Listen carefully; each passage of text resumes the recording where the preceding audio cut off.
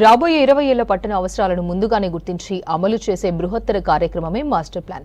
ప్రతి మున్సిపాలిటీకి తప్పనిసరిగా మాస్టర్ ప్లాన్ రూపొందించి ప్రభుత్వ ఆస్తుల పరిరక్షణతో పాటు భవిష్యత్తు తరాలకు ఎలాంటి ఇబ్బందులు లేకుండా రహదారులు ఉండేలా చేయడమే దీని ఉద్దేశం.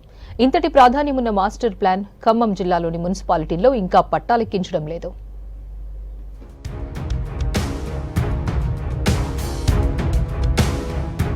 ఖమ్మం జిల్లాలోని అనేక మేజర్ పంచాయతీలు మున్సిపాలిటీలుగా ఏర్పడి ఏళ్లు గడుస్తున్నా ఇంతవరకు మాస్టర్ ప్లాన్ అమలు చేయలేదు. వైరా 2018లో మేజర్ గ్రామ పంచాయతీ నుంచి మున్సిపాలిటీగా ఆవిర్భవించింది.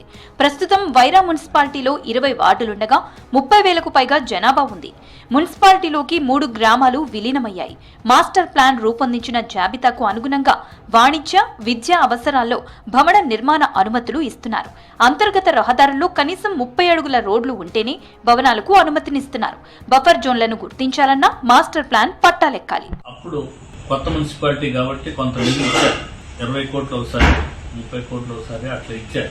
ఆ నిధుల్లో కొన్ని ఈ మున్సిపాలిటీ ఉపయోగించుకోలేకపోయింది. 10 కోట్ల రూపాయలు వెనక్కి తల్లిపోయాయి ఎన్నికల సమయం. వాటిని కొన్ని అభివృద్ధి కార్యక్రమాలు వెచ్చించాలని నిర్ణయించిన కౌన్సిలర్స్ వాటిని ఉపయోగించుకోవటంలో విఫలమై 10 కోట్ల రూపాయలు వెనక్కిపోవటం వల్ల వాళ్ళు నిర్దేశించుకున్న పనులు చేయలేకపోయారు. మధిర మేజర్ గ్రామ పంచాయతీ నుంచి 2014లో పురపాలకంగా రూపుదిద్దుకుంది. ప్రస్తుతం మధిర మున్సిపాలిటీలో 34,000కు పైగా జనాభా ఉంది. వైరా మున్సిపాలిటీలో మొత్తం 22 వార్డులున్నాయి. మున్సిపాలిటీలోకి ముడుపల్లి, అంబారుపేట, ఇల్లందులపాడు, తిరుగుపాడు గ్రామాలు విలీనమయ్యాయి. పాలకవర్గం అధికారులు మాత్రం ప్రణాళికల రూపకల్పనపై ఇప్పటికీ దృష్టి సారించడం లేదు. ప్లాన్ ఉంటే పట్టణ సహజ వనరులు, ఆస్తులు, ఆదాయం, తద్వారా సమకూర్చాల్సిన మౌలిక వసతులపై స్పష్టత ఉంటుంది.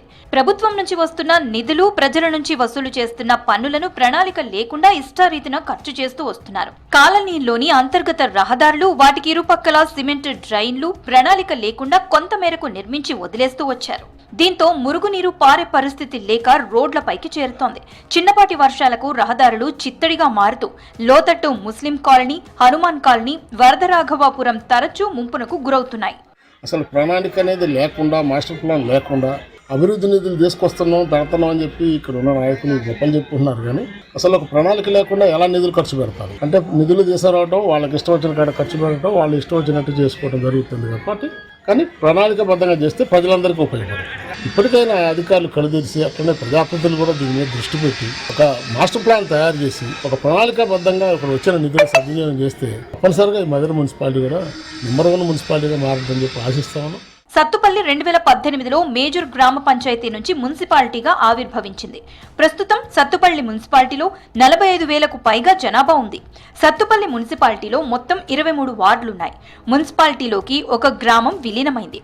గత ప్రభుత్వ హయాంలో 2022 నవంబర్లో ప్రతిపాదనలు పంపగా నేటికి ఎలాంటి పురోగతి లేదు. నిర్మల్, జగిత్యాల వంటి ప్రాంతాల్లో మాస్టర్ ప్లాన్ ఏర్పాటు అంశంపై వివాదాలు తలెత్తడంతో గత ప్రభుత్వం ఈ విషయమై పట్టించుకోలేదు. సత్తుపల్లి పట్టణంలో రోడ్లు, డ్రైనేజీ వ్యవస్థ సక్రమంగా లేదు. ప్రణాళిక రాహిత్యంతో ప్రభుత్వం నిధులతో అభివృద్ధి చేసినప్పటికీ ఇబ్బందులు తప్పడం లేదు. మున్సిపాలిటీ పరిధిలో డ్రైనేజీ వ్యవస్థ సరిగా లేకపోవడంతో పలు కాలనీ వాసులు అనారోగ్యాల పాలై ఆసుపత్రి పాలవుతున్నారు. మున్సిపాలిటీ అధికారులు మాత్రం తమకేం పట్టనట్టు వ్యవహరిస్తున్నారు. డ్రైనేజీ వ్యవస్థ అస్తవ్యస్తంగా ఉందని రిపోర్టర్ ప్రశ్నించడంతో కమిషనర్ రవి రిపోర్టర్లపై ఆగ్రహం వ్యక్తం చేశారు. అలానే టౌన్ ప్లానింగ్ అధికారినైనా సంప్రదించి వివరాలు అడిగి తెలుసుకోవాలని ప్రయత్నించగా ఆ అధికారి మధ్యాహ్నం 12 గంటల సమయం అయినా కార్యాలయానికి హాజరు కాలేదు.